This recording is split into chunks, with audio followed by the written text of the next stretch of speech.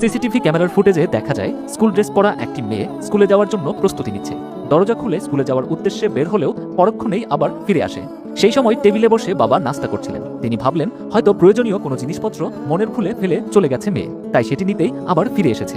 তবে পরের মুহূর্তেই ঘটল এমন একটি ঘটনা যা ছুঁয়ে গেছে লাখো মানুষের হৃদয়। বাবার কাছে গিয়ে শক্ত করে জড়িয়ে ধরে ছোট্ট মেয়েটি বলে উঠল, বাবা, আমি তোমাকে আদর করে যাইনি, তাই আবার এলাম।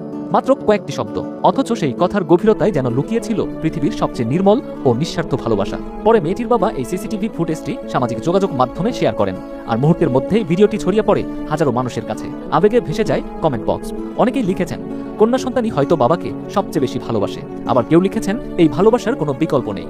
আসলে বাবারা হয়তো সবসময় মুখে ভালোবাসা প্রকাশ করতে পারেন না। সংসারের দায়িত্ব, জীবনের চাপ আর নীরব সংগ্রামের আড়ালে অনেক অনুভূতি চাপা পড়ে যায়। কিন্তু নিজের সন্তানের একটি ছোট্ট আলিঙ্গন কিংবা একটি ভালোবাসার ডাক একজন বাবার সমস্ত ক্লান্তি, হতাশা আর দুশ্চিন্তা মুহূর্তেই মুছে দিতে পারে। যখন রাজকন্যা পরম মমতায় বাবার কাঁধে মাথা রাখে, তখন পৃথিবীর সবচেয়ে বড় পুরস্কারও যেন সেই অনুভূতির কাছে তুচ্ছ হয়ে যায়।